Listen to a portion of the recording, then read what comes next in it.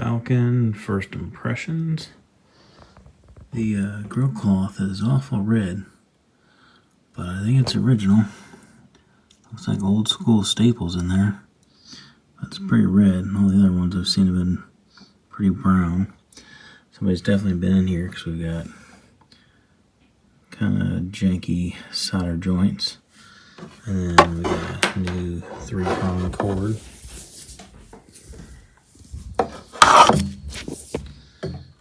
New 3-prong cord. And we've got a Gibson 17th week of 3, 1963 C12R.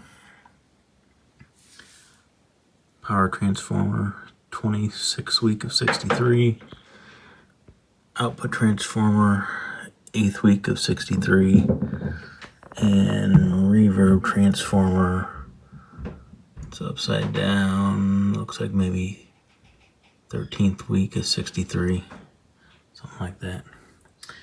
And then these mounting brackets are different than what we had on the Scout. The Scout had 2 screws coming in from the side, so hopefully it doesn't make this thing hard to get out. We might have to go out the front.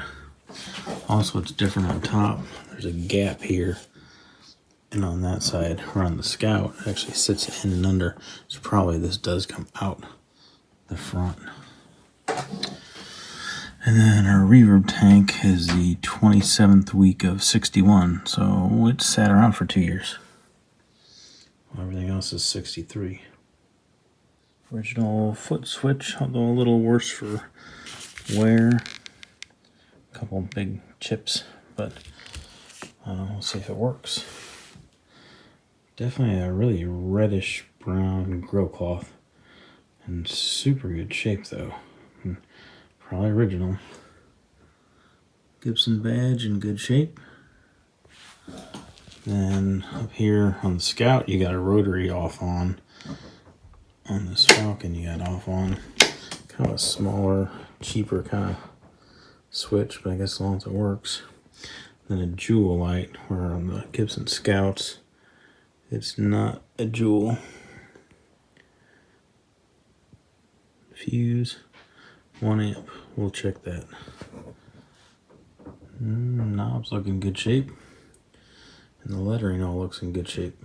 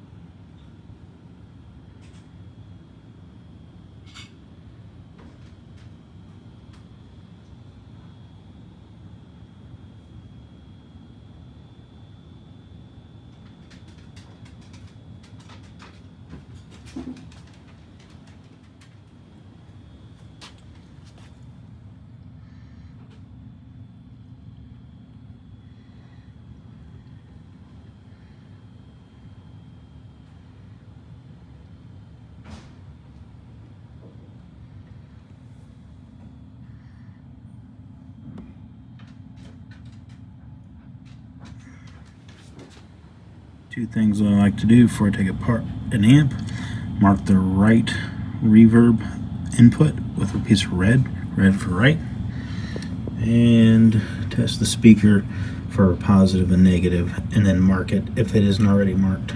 Okay, now we got it out, and looks like some black weather stripping's missing, but I think it's still up underneath there where it's supposed to be.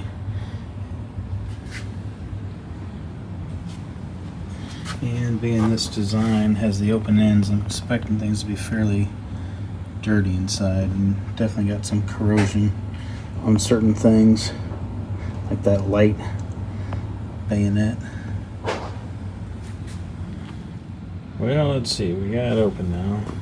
Let's see what we got inside. We got a 3-prong wire coming in, going straight to the fuse, then through the transformer, then to the switch, and the white coming off the switch. We're gonna probably switch that around to the correct way of doing things. The death cap still installed, We got some IC caps installed. I don't think they're real new. We might go ahead and switch those all out for some new F&Ts.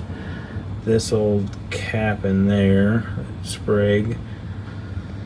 A bunch of the red drops that, from what other techs online have said, tend to be bad and take on moisture and not be so great. And we got some more IC caps over here and some kind of weird arrangement, and they're grounded to the input. So those are your main filter caps grounded to the input. That's not where you want to be grounding your main filter caps. So it looks like the cathode bypass caps, I think, have been changed. I'm not sure. I'll double check if that's that or a filter cap. Another possibly cathode bypass cap, or maybe one of the 10 microfarad filter caps. Not sure. But I'm looking for that Sprague tone sucking network, the big orange square thing, and I don't see it, which means it's either been taken out already or it's built out in capacitors and resistors. We'll have to really comb through the circuit and try and find out if it is, because this thing still doesn't sound very good. I need to do a little video test of it, but it sounded real thin when I tried it. I mean, everything worked, the reverb worked, the trim worked, but it just had it was quiet, it wasn't hummy, but it was real thin. Then we got that little thing in there. I'm not sure what that is. Looks like it might have some writing on it. I'll have to zoom in and see if I can't read it, but it's suspect. I'm guessing it's a capacitor. Maybe some kind of picofarad capacitor. Maybe it's part of that weird network or something. I don't know. A lot of this goop on here. I think we're going to rework some of that. And then I haven't figured out what this big black bridge thing is. It's grounded there at that pot. Almost looks like it's just for a suspension for this. That's got a wire wrapped around it. Yeah, I think they put that in there like just as a bridge to suspend this cap. And then it's glued to these other two small caps. I don't love that. I think we're moving those to a different location. I think we're going to do something different. Quite a bit of corrosion built up on that jewel light bayonet. I'm going to try and take some WD-40 on a Q-tip and go over all that corrosion and see if it won't take that off. Okay, this is what I've determined. We come in, and then we go through a 0.02 right there, and then we come up to the tone pot, and it splits off to the reverb, and then it comes over to the center lug of the volume pot. It shouldn't do that. It should actually come over to this lower lug of the volume pot. This is also a 900 picofarad coupling cap. We don't want that. That's tone shaping, and then it's also got 100K there. So it's not quite our Sprague tone sucking network, but it's some kind of built out network that's also really sucking the life out of this thing, I think. Then we've got this goes down to the next grid here. I can't believe they didn't melt through that and get into that wire, but this has continuity from there down to the grid of this tube. And then they also use this wire to support these caps and run this high voltage wire right around our wire going to our grid, and it is insulated though and grounded there. But basically then we got a 220K coming out here feeding this 0.01, feeds another plate, and the foot switch ties in right in here too. This should, at 220, should actually be coming off the center lug here, and this wire here needs to move to the center lug, and then these components need to go away, and then a bare wire going from the left on this pot to the right on this pot, and then I think that'll be right. So we'll do that and then see if it gets rid of that tone suck out of there. So the previous tech, these are supposed to be 10s, microfarads, and he put 22s. He also put 22s over here where they should be. Then every cathode bypass is supposed to be like 20, and he put 47 in here, 47, and here we got two of them, 47, and this last one, 47. So he was trying to increase the base through all the cathodes instead of just getting rid of this little 900 picofarad little tone sucker.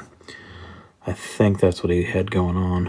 And then he may have changed some of the cathode bypass resistors to, or cathode resistors.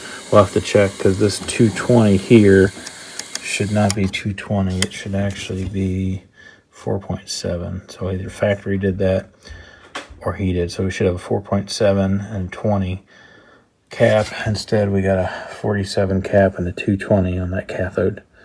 So I don't know. I think he was trying to add bass back in. Alright, this is what it sounds like before I make any changes.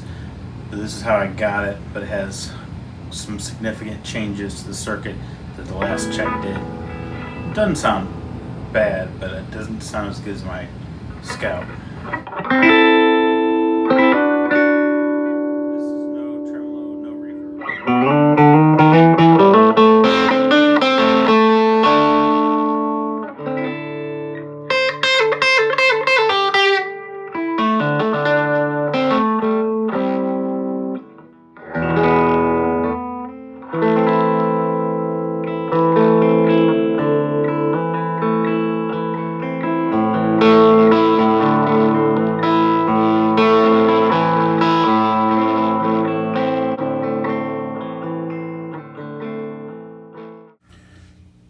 So I started to check voltages. I just wanted to see what the B plus was, and it's about 300, and I thought I would check the plates of the two 6v6s when I discovered that this blue wire, which go to the output transformer and should be hooked to pin 3 of the plate of the 6v6 is hooked to pin 2. Pin 2 of a 6v6 is a heater. Then the heaters are hooked to pin 1, which is a shell no connection. And then also on pin 3 has one of these caps wired right to it. I don't know what this tech, I say loosely, did, but he didn't even put this in the right spot. I gotta investigate this further.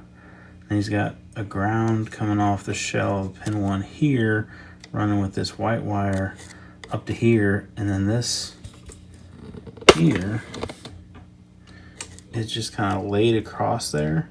That's your main ground for your high voltage center tap, and it's just laid kind of half-ass soldered to that. That doesn't seem good. I don't know what this guy did. The amp is working. I mean, it doesn't sound the best, but what is going on here with this output transformer being hooked to the heaters? And then we've got 296 volts on pin 2 there. The heater pin, we should not have 296 volts, but the heaters aren't running to it. But the heaters that are run to pin 1, which is a no connection,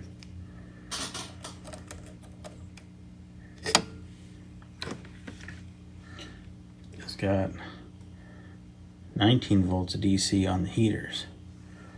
I'm not sure what this guy's got going on. I gotta investigate this further. This doesn't seem right. All right, at least in part, now I've realized what's going on. The blade of pin 1 doesn't even exist. You can see the slot for it there, but somebody must have snapped it out of there or something. So the heaters are connected to pin 2, and the blue wire is connected to the output transformer on pin 3. There is no pin 1. Now on this 6v6, pin 1's there, and it's highly congested. And we're gonna still have to make sure all these caps are wired to the right spots and see why we got 19 volts of DC on the heaters. Maybe they're floated off the cathode, could be, to help quiet it down. Check this old 0.22 Sprague 2 DC, like 130 volts on that side, and it was like millivolts on that side, so seems to be doing its job. So I guess we can leave it. And we can't really tell on those ones, but the tremolo works just fine. Those are the 3 trim caps, so probably leave them too. But old death cap, that's going to come out when we rewire the input.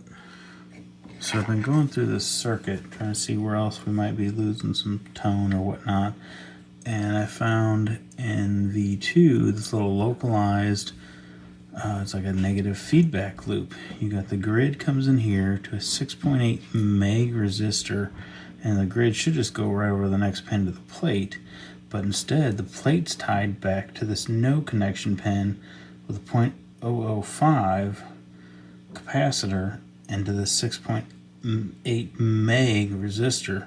Some kind of little localized, I guess, negative feedback loop. We'll probably have to disconnect it and see what it sounds like with and without it. Man, Skip said there was some weird stuff in these Falcons sometimes. This one's different and weird for sure. He said they can be tricky. I was looking for a couplet and one of those little Sprague tone sucker networks, get rid of that. But this one's a little more complicated. We'll figure it out. Figured now I got discharged, I'll go ahead and check all these caps with the capacitor wizard, the electrolytics anyway. And see, the first one, good. These are all, the big ones are all 22s. Good. Then these 22s over here, that one says compare. And then our connection is here. That one also says compare. So compared these 22s to those 22s, these are no good, or not right anyway. Something doesn't seem right. And then all these 47s throughout, they all peg the meter. So they're good, although they're the wrong value. So we might be changing them out just because they're the wrong value. But I've heard a lot of bad things about IC caps, or at least the early 2000s ones. I don't know if there's date code. This is 18. Maybe they're 18. I mean, these two seem to test fine, but these two, the exact same things, are test and compare. So hard to say. We're also getting some intermittent, weird little crackly noises here and there that could be something totally different, but it could also be one of those caps breaking down, doing something weird. So I don't know. Not 100% sure, but I'm kind of leaning towards changing these ICs out and putting some F&Ts in, or Spragues. I am leaving this green wire connected to this weird little negative feedback loop to remind me to investigate that, and this green lead connected to that 900 picofarad capacitor to remind me to take that out. Because who knows, maybe I'll get to this tomorrow, maybe I won't get to it for several days. We'll see. So little reminders to myself, just leaving the wires clipped on. So I'm looking where the reverb ties in back to the volume pot. And I think this is supposed to be a 680K resistor, and it looks like it might be a 220. That might not be altogether bad, probably make the reverb stronger, and the reverb is real strong on this. But the way he messed with this, and this 0.01 isn't even connected to there. It's connected by solder, and then this white wire is just kind of, it's hard to see on camera, but it's just kind of laid there. That connection's not a very good connection. Then he burnt the heck out of this wire in the process. I guess it was his effort to probably strengthen the reverb, probably changing this resistor out from a 680 to, I think this is a 220. I think that's what the previous guy had going on. And we still got, and then he did all weird stuff on this volume pot. It's just not tied in the way it's supposed to be. We're going to have to rectify all that. And see what we can do about this white rust. I'm trying to spray some contact cleaner on it and maybe follow up with the actual little bit of real WD-40. See if we can't get rid of that white rust.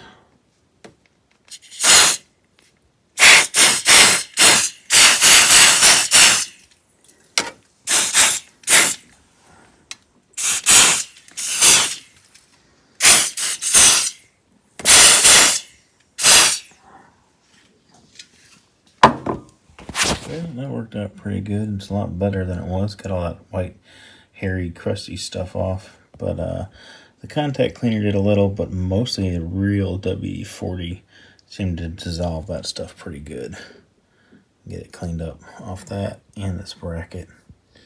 It's a lot better. And then leave a little coating WD-40 on it. Hopefully that stuff doesn't start coming back. I think it's like a zinc coating that's breaking down on the metal. Okay, now we got the tone and volume wired back up the way factory had them wired, not whatever this guy had going on, and we got rid of that 900 picofarad cap. So now we got the green wire coming over from the tone, and then out of the center lug on the tone comes a 100K resistor to a 680K resistor that feeds the reverb. And then also ties into this black wire, which is the signal wire that goes down to the next grid of V2. And now it's right, and now the amp is really opened up. We also got rid of that little internal negative feedback loop that was going from the grid back to the plate, and had a little capacitor and resistor in there. And it's just like a little internal on the tube negative feedback loop. And changing that, and changing the volume tone pot back to what stock should be on like a Tweed Falcon. Amp is really opened up in volume and tone now. And it like sings to itself. I am noticing though that it's a little boomy still, I think, in the bass department. And I think that's maybe down to all these 47 microfarad cathode bypass caps that are in here. They should all be like 20 to 25, so I'm going to swap them out, and then hopefully I'll get rid of some of the boominess in the bass. This first cathode resistor is wrong too. Let me put it back to what it says in the schematic. Cathode bypass resistor is a 2.7 and should be a 4.7. I don't know if you're going to change that when you put in these 47 microfarad bypass caps or it's stock. Hard to say. It is carbon count. Let's see if I can't dig up a 2.7 carbon count. So I do have a couple of 4.7K carbon count resistors. So put that back to 4.7 stock. There was a 2.7 in there for some reason. I also tested all these big IC caps with the capacitor wizard, and being these two were questionable and these two were not, I'm just going to change them all out, put F and T's in there. I don't want questionable ones in there, although they seem to be working at the moment, but if they're not running the meter right, they gotta go. Okay, big move with the big iron. D440. And put a soldered ground there for the main power coming in. It was already bolted to there. We went ahead and added some solder to it. And I added a solder lug to that pot, which will move the ground for those up to there. And we put the new caps in. And I soldered one of those to that pot, and we'll use that as the ground for these two IC caps. Well, that's a first. So I was installing these caps over here, and I guess I bumped this wire, and the entire sleeve of the pin socket came out. I have a feeling that means we're going to have to replace that whole socket, which totally sucks. Totally sucks. And I pulled that tube out of there, and the rest of that tube pin came right out of there. They're pretty fragile. I didn't know there's any fixing that. Damn it. So now with all that out of there, it's basically just a hole there. I've got a bunch of other old tube sockets. I wonder if I can't just take one of them apart and put a new sleeve up in there and then reconnect it. I'm going to try that instead of taking the entire tube socket out.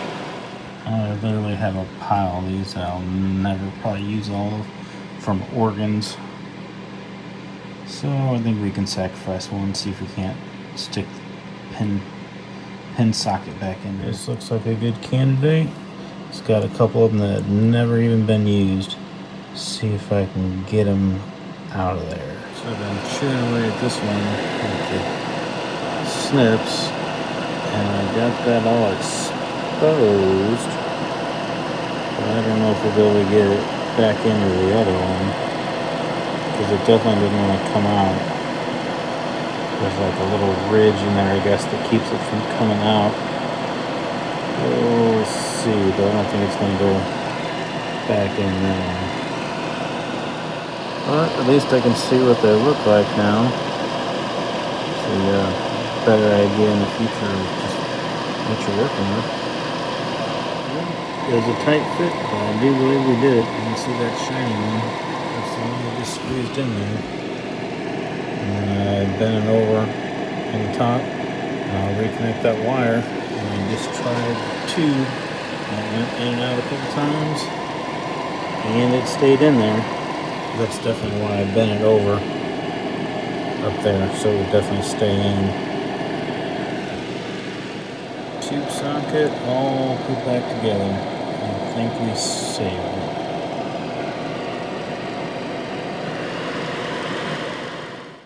Pulled out the reverb tank. Check it out, make sure it's clean. Reverberation unit type 4.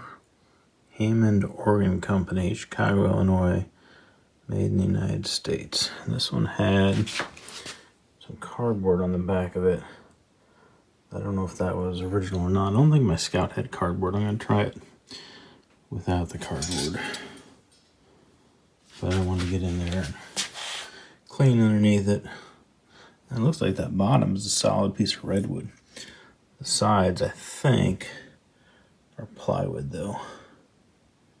Speaker was rattling too on the last test, so I tightened up all the screws. They all were a little bit loose, and hopefully that fixes that issue. We'll see. Hopefully it's not needing a recone. It sounded kind of like it needed a recone.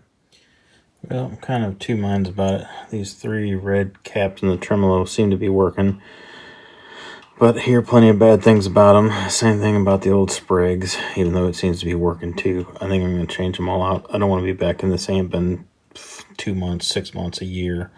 I'd rather be done with it for a long time. Another bummer is whether you're going to have to recone that speaker or get like an Eminence Legend 12 inches, probably what I'm leaning towards. It's a little higher wattage capability and they sound great. This one definitely is blown. It's got too much scratchiness on it. It just doesn't sound right at all, even after I tightened up all the nuts and bolts on it. Well, I guess it's a good thing I went to go take that big Sprig out, because as soon as I started messing with it, it snapped right off. And you can tell somebody else kind of burnt that wire. Maybe they were messing with it before and didn't have it back in very good. I don't know. All I know is the second I started messing around with it, it popped right off. And maybe it didn't actually break. It just was not soldered correctly in there. It was just sitting. It was probably just sitting right there like that, like barely tacked in. Lame. Anyway, good thing I messed with it. Okay, soldered back in there, and that's a good solid solder connection now on that 0.22 cap. Alright, there it is. Tremolo circuit put back together. 0.047 caps and 0.22. Should be reliable for a real long time, not have to mess with it. And look at these little nasty buggers. They're actually kind of degrading and falling apart. The red paint was coming off. There's bubbles on them. There was like wax. nasty little jobbers. I'm glad I pulled them out. Especially in the tremolo circuit, you don't hear them anyway. It's just an oscillator. Now I'm going to turn my attention to the AC wires coming in. I already took the death cap off the switch, and basically we're just going to switch where we come in to the fuse and then go to the switch and then through the transformer. So basically, instead of that white wire on there, we'll switch it out to the hot instead of switching the white on and off, or me switching the black hot wire on and off like you're supposed to. I also went ahead and put a 0.047 cap on the first coupling cap. It was a 0.02 ceramic, and adding a 0.047 like a lot of people do definitely boosted something that was just missing. A little bit of mids or something, a little bit of thickness. Definitely was worth it on this one. Sounds a lot better. Okay, I do a little final flyover here. We fixed the power cord, got the black coming in, going to the tip of the fuse, from the side of the fuse to the switch, through the transformer, back out the transformer to the white, and the green soldered to the chassis over here. New electrolytics in the power supply, F&T 22 microfarads. Put the all the cathode bypass caps to 25, the stock's 20, and somebody else had 47 in here. It was too much. We redid the capacitors in the trim circuit because they were old and degrading and falling apart. In the preamp filter caps, we went to 22s, F&Ts. The two ICs that were in there were going bad and showing bad on the meter, or questionable at least on the meter. We upped, they were 22s and it sounded good with 22s, so I stuck with 22s. The stock is 10, but the Gibson Scout also is 20s all the way through, and it sounds good, so we went with 22s is fine. Let's see, over here, we put this back to stock resistor, and then we changed the 0.02 first coupling cap to a 0.047, beefed up the mids a little bit. Let's see, we repaired that socket there.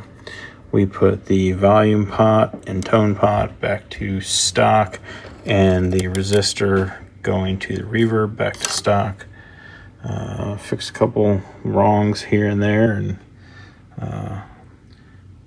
she's gonna sing now. One downfall, that speaker. I wish it was good, but it's not. She's all fixed up with the stock speaker still, so you're gonna need to be reconed or put maybe an MN's Legend in there. Got the reverb turned on also.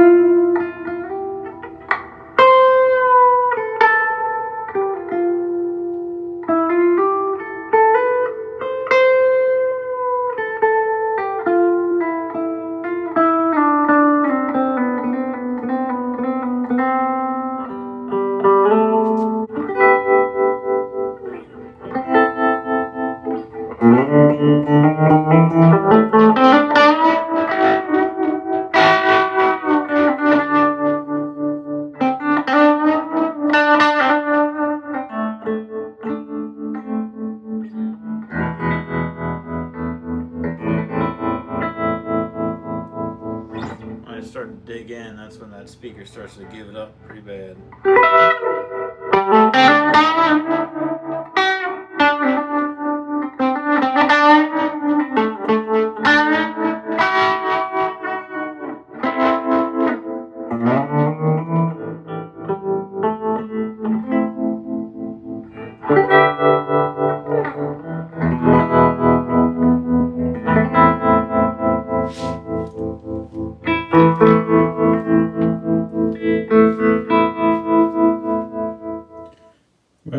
do, I ended up playing around with values a little bit on the coupling, or actually the bypass cap on the tremolo circuit. It seemed just a little weak with that 25. It had been stronger before when I had a 47 in there, so I tacked in a 47 with the 25, and it definitely boosted the tremolo's strength up, intensity. So I'm going to put this 47 back in there. I like it better that way.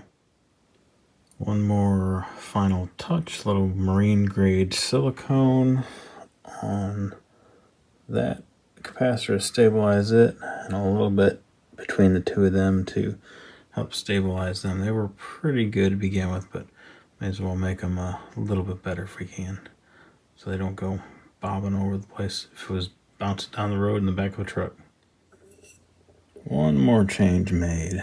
This reverb bypass cap, instead of stock was 20, the other guy had 47, then I tried 25. It was all too boomy, like too bassy in the reverb, so now I got settled on a 5. 5 is pretty good, and it made the reverb sound real nice. So now I think last flyover of everything, and putting that silicone on those caps really made them sturdy now. They're not going anywhere, they're not shaking, they're real good. When I installed these filter caps, I also doubled over the leads, made them double thick to make it stronger too. Seemed like a pretty good idea.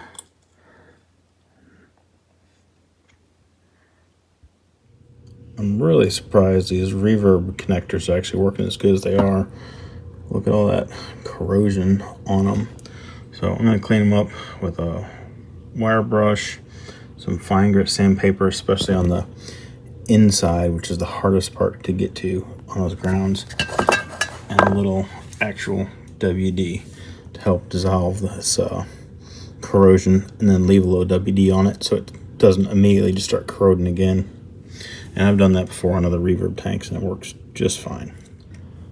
The inside doesn't look as corroded as the outside. You can see a couple little clear spots, but then look at all that built up crud. I need to get it all to clean metal, but if it didn't have any of those little clean metal spots, I don't think it would work at all.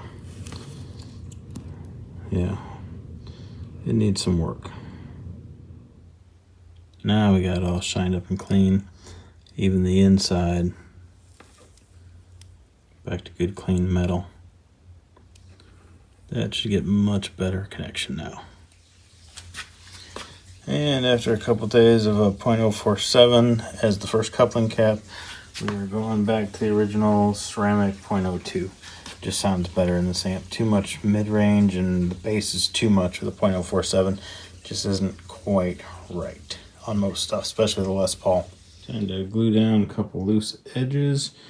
I used Wellwood contact cement last time, and it didn't work quite as good on this style of Tolex, so I'm going to try a little bit of super glue, see how that works.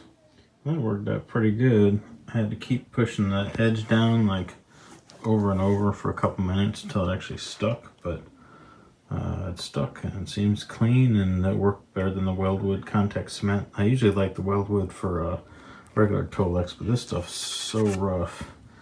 Need something a little different, so go super glue. For the most part, this Tolex is in pretty good shape. A couple little stains, maybe some milk or something I think we can get out.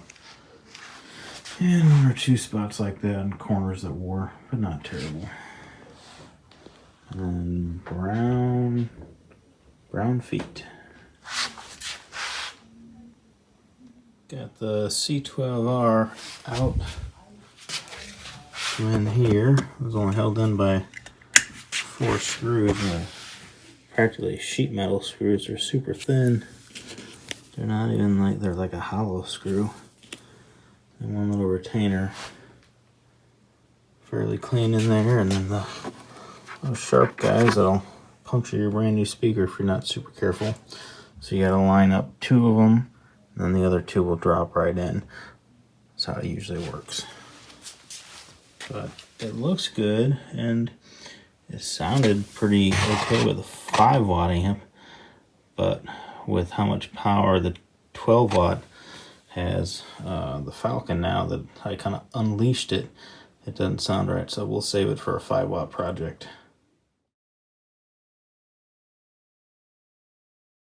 And try and clean this white crap up, we'll use old toothbrush and some all-purpose Lysol cleaner. Worked real good when I cleaned up my Gibson Scout, which has the same rough Tolex.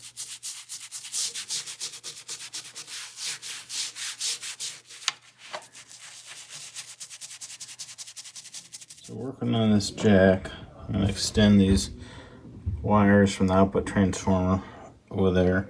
I only got one screw in there, and if you push on this, you can get it to move. And I don't want to drill another hole in the chassis, so I'm going to try and solder with the big soldering iron, a little blob right on the corner right there, where I made some scratches, and then that should lock it in place.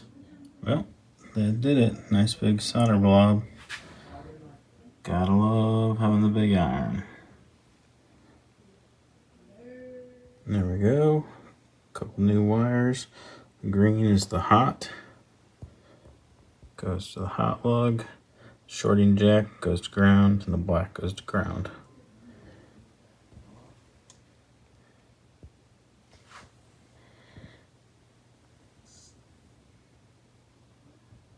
Alright, one last fly through. So we added our new 0.1 cap on the cathode. That should have been there according to the schematic, but wasn't there. Electrolytics, all new bypass caps, all new caps in the tremolo, all new filter caps, 3-prong cord. Okay, my schematic wasn't exactly like this one, but it was pretty close. And 62, maybe they didn't quite have it figured out yet. Then the tubes were the same. This is the tube lineup for my version of the Gibson Falcon, the 5x3, 2 6v6s, 6EU7, 6C4, and then 2 more 6EU7s. So in mine, input was all right. Instead of a 4.7, cathode bypass resistor was a 2.7, and the plate resistor instead of 470 was 220. This was a 0.02 ceramic already in there. This network wasn't there, but some other weird little filter network that might have been modified by the last guy was in there, and the volume pot wasn't wired up correctly. So we fixed that, and then all this was right. Let's see, there was not a 0.1 bypass cap here, and so I added one. It made a huge difference. The 470K plate resistor was a 220, we left it, and the cathode bypass was a 4.7, or was 2.7 instead of the 4.7. We went ahead and left it. Over here on V4, it was a 1.5K is how we found it, and we just went ahead and left it. Instead of 100K, it was 47K on the plate to V4. We went ahead and just left it. It sounded fine. Changed out the bypass cap to a 25 instead of a 20. The 210 bypass cap, or filter caps, we made 22s instead of 10s. 22 instead of 20 on this filter cap. Same here. Let's see, down in the reverb, the cathode bypass was a 20, and it was supposed to be 20. It was too boomy, so we put a 5 in there. And then let's see, conversely, down here in the tremolo on its bypass cap, it's supposed to be a 20, but a 47 sounded much better, stronger intensity. The intensity was kind of weak with a 20, but a 47 worked real good in there. And I think that's all the changes. Oh yeah, and this 680 was a 220. We put it back to 680, the way the schematic says. I think that was part of some other guy experimenting in here before. He had 47 microfarad bypass caps on everything and a couple other weird things, and he jacked up the volume control, but I think we got it all fixed.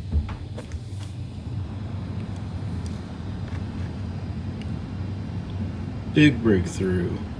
Gibson Falcon tone pot isn't quite right. It only has the 0.005 to ground. It was missing the 500 picofarad that goes around and goes to the volume pot.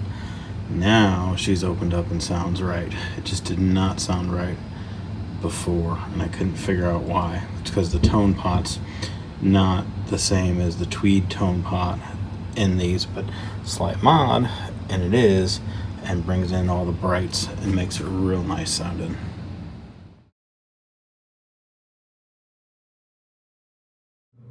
This is the final schematic, and that last big change right there, and that 500 picofarad around the volume knob made a big difference. Finally got all the right frequencies going through instead of just the tone knob just going with that 0.05 to ground. Then the earlier Falcons, like 59 through 62, that's how they did it, same as like a Fender tweed tone circuit. But in the mid 60s they changed it, and it was missing that cap, that basically bypass cap on the volume, and it makes a tremendous difference. I played this thing for a couple weeks and it just didn't quite sound right. It was still too trebly. So went through, put back to stock values, the 2.7 and 470, well, it was a 220 and 2.7K resistors in the first two stages of bypass. And I don't know if they were originally done that way or somebody changed it, but I went ahead and put it back to the schematic. So what I'm talking about is this 470 in my amp was a 220K, and the 4.7 was a 2.7. So I went ahead and put them back to stock. It was this stage and this V2 stage. So I put them back to 470 and 4.7, and it made some improvement. Tell you what, I gotta say, a little bit of toothbrushing and a little bit of that Lysol, this tool looks really cleaned up. It got all that dirt out of there, that brown staining. Got that white stain off there, and just made it look brand clean again.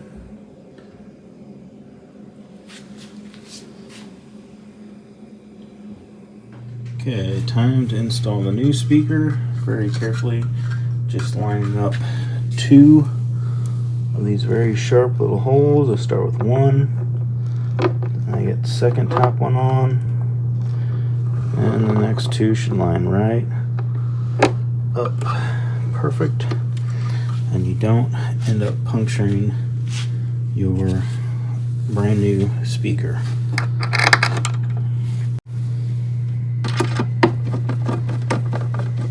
So on the speakers, if I'm going to solder to them, I always put a cloth underneath the solder joint so I don't accidentally drip solder onto the speaker, put a hole right in it. And then even though these are marked positive and negative, positive this side, negative on there, I usually still do a 9-volt battery test to make sure which is positive and which is negative.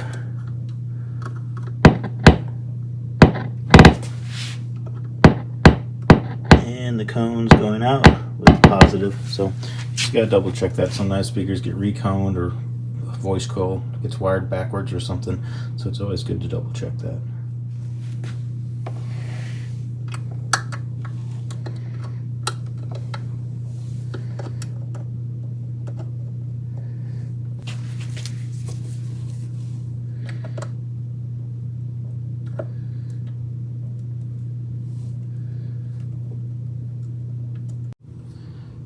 I'm also going to go ahead and add a cable retainer on the speaker wire and then put it onto that nut there just to keep it a little bit nicer and tidier.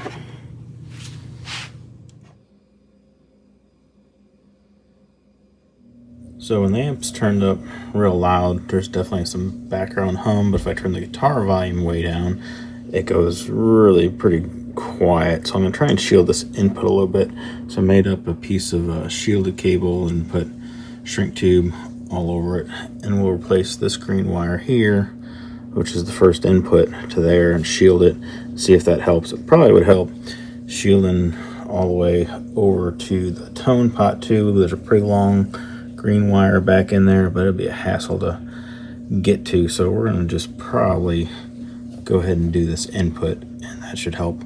And it's really not bad to start with, but any little bit you can do can help.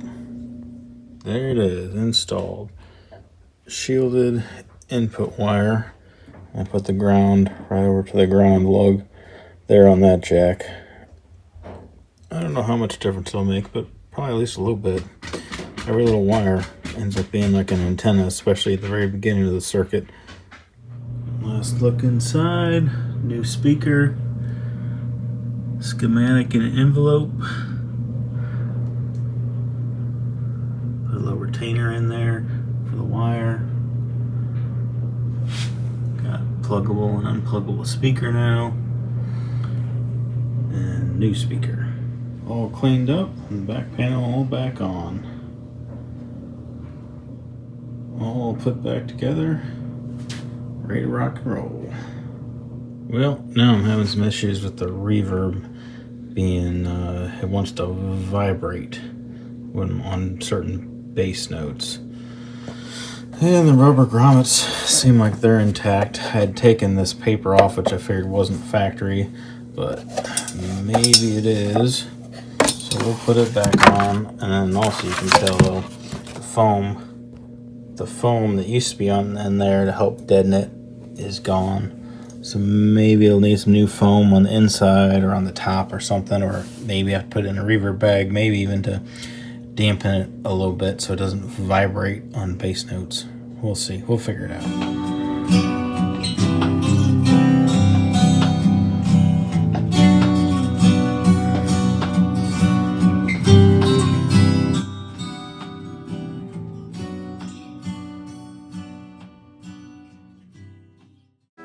Here's a little demo of what sounds like the final knobs. I got reverb on, turn it off. Turn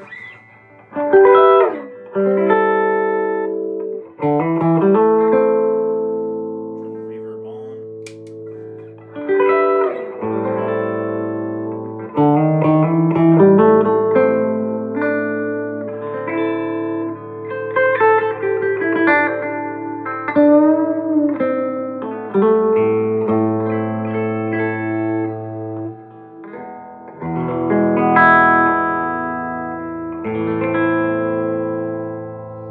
Turn the tremolo on.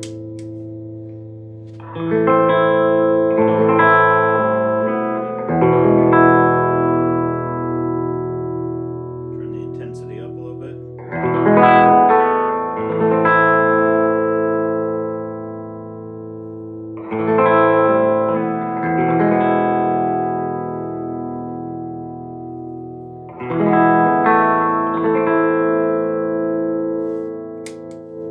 Guess I didn't have it on.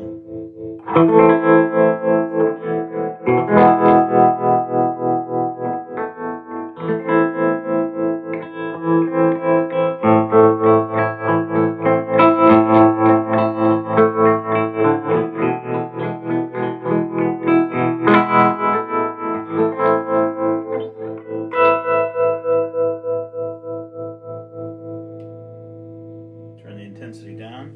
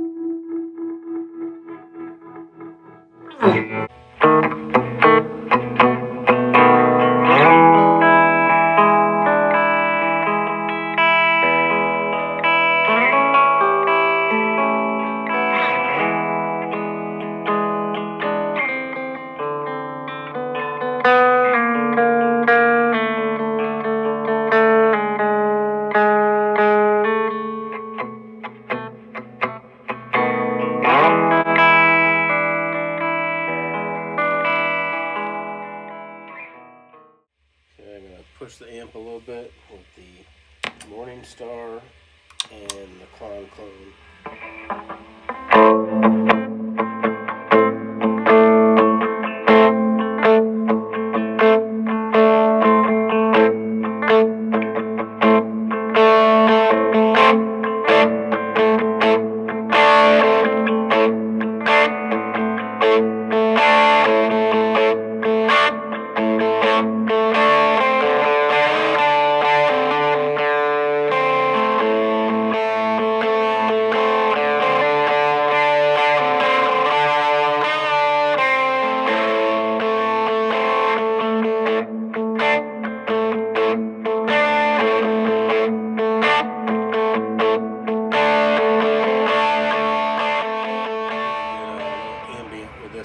I've got the Line 6 DL4 Mark II on, the Strymon Cloudburst on, and a little bit of Morning Star for a little bit of light drive. That's the Nux Morning Star.